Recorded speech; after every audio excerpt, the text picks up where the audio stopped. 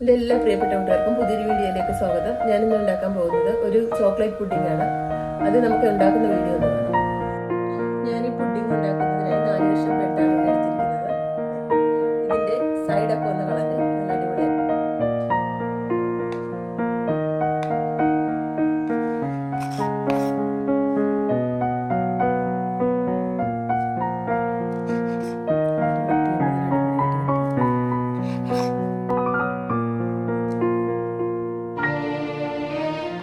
ബ്രെഡിന്റെ മൊരിഞ്ഞ വശമെല്ലാം നമ്മൾ കട്ട് ചെയ്ത് മാറ്റിയതിനു ശേഷം ഒരു ഫ്രൈ പാനിലേക്ക് എടുത്തു വെച്ചിട്ടുണ്ട്.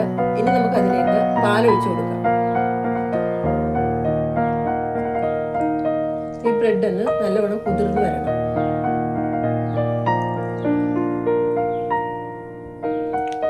ബ്രെഡിലേക്ക് നമ്മൾ പാലൊഴിച്ചു വെച്ചിട്ടുണ്ട്. ഇനി അതിനോടൊപ്പം തന്നെ 2 ടീസ്പൂൺ കൊക്കോ പൗഡർ കൂടെ ചേർത്ത് കൊടുക്കുവാണ്.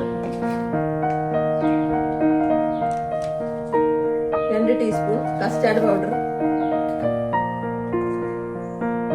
കുറച്ച് ചോക്ലേറ്റ്, മധുരത്തിനായി പഞ്ചസാര വേണമെങ്കിൽ ചേർക്കാം. ഞാനിവിടെ മിൽക്ക് മെയ്ഡാണ് ചേർത്തിരിക്കുന്നത്. മധുരമൊക്കെ ഓരോരുത്തരുടെ ഇഷ്ടം പോലെ നമുക്ക് ചേർത്ത് കൊടുക്കാം.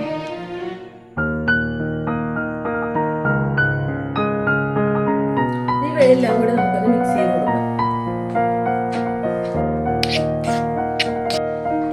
ഇത് നല്ലപോലെ ഒന്ന് ഇളക്കി യോജിപ്പിച്ചെടുക്കുക. ഇതിൽ ചോക്ലേറ്റ് നമ്മൾ ഡബിൾ ബോയിലിംഗ് ചെയ്യാതെയാണ് ചോക്ലേറ്റ് ഇതിലേക്ക് ഇട്ടിരിക്കുന്നത്. പുഡിങ്ങിനുള്ള ഈ ഐറ്റം എല്ലാം കൂടെ ഒന്ന് നമ്മൾ ചെറുതീയിൽ വേവിച്ചെടുക്കും. അപ്പോഴേക്കും ഈ ചോക്ലേറ്റ് എല്ലാം കൂടെ ഒന്ന് മെൽറ്റായി വരും.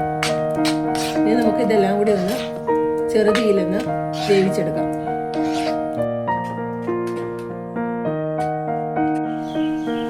ഇവയെല്ലാം നമുക്കൊന്ന് ഇളക്കിയെടുക്കാം. ചോക്ലേറ്റ് ഒക്കെ നല്ല അടിപൊളിയായിട്ട് മെൽറ്റായി വന്നിട്ടുണ്ട്.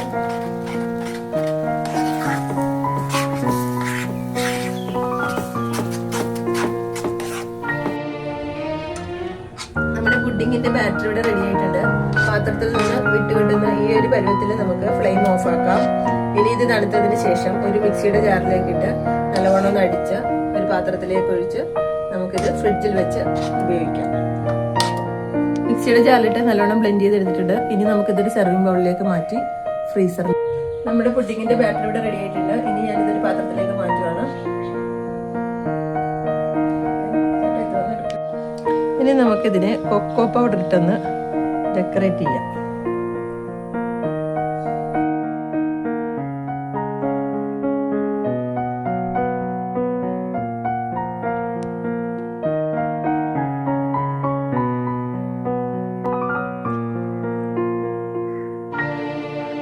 നമ്മുടെ ചോക്ലേറ്റ് പുഡിംഗ് ഇവിടെ റെഡി ആയിട്ടുണ്ട്. കൊക്കോ പൗഡർ ഒക്കെ ഇട്ട് ഡെക്കറേറ്റ് ചെയ്ത് നല്ല അടിപൊളിയായിട്ടുണ്ട്. ഇത് നമുക്ക് കഴിക്കണമെന്നുണ്ടെങ്കിൽ ഫ്രിഡ്ജിൽ വെച്ചൊന്ന് തണുപ്പിച്ചതിന് ശേഷം കഴിക്കുന്നതാണ് അടിപൊളി. നമുക്കിത് കുറച്ച് സമയം ഒന്ന് ഫ്രിഡ്ജിൽ വെച്ച് തണുപ്പിച്ചെടുക്കാം. ഒരു 1 മണിക്കൂർ ഫ്രിഡ്ജിൽ വെച്ചിട്ട് വരാം. നമ്മുടെ ചോക്ലേറ്റ് പുഡിംഗ് ഫ്രിഡ്ജിൽ വെച്ച് തണുപ്പിച്ച് എടുത്തിട്ടുണ്ട്. ഇനി നമുക്കിതൊന്ന് കഴിച്ചു നോക്കാം.